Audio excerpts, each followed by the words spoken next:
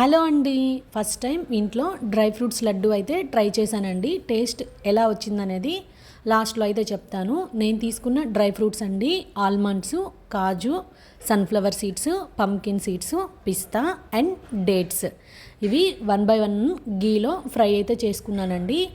అన్నీ తక్కువ క్వాంటిటీయే తీసుకున్నానండి. ఫస్ట్ టైం ట్రై చేస్తున్నాను కదా అని తక్కువ క్వాంటిటీతో అయితే ట్రై చేస్తున్నానండి. ఫస్ట్ ఆల్మండ్స్ని అయితే ఫ్రై చేసేసాను. నెక్స్ట్ కాజు అండ్ పిస్తా ఈక్వల్గా కలిపి వేసేసానండి. రెండు ఒకటేసారి కలిపి ఫ్రై చేసేసాను. ఇంకా పంకిన్ సీడ్స్, సన్ఫ్లవర్ సీడ్స్ కూడా గీలో రెండు కలిపి అయితే వేసేసానండి. అన్నీ ఫ్రై చేసుకుని పక్కన బాగా చల్లారేంత వరకు పక్కన పెట్టేసుకొని చల్లారిపోయిన తర్వాత మిక్సీ జార్లో ట్రాన్స్ఫర్ చేసుకుని మరీ ఫైన్ పౌడర్లా కాకుండా కొంచెం పప్పులు తగులుతూ ఉంటే టేస్ట్ అనేది చాలా బాగుంటుందండి. నెక్స్ట్ ఇంకా డేట్స్ కొంచెం హీట్ చేసాము అంటే ఆల్రెడీ స్మూత్గా అయితే అయిపోతుందండి.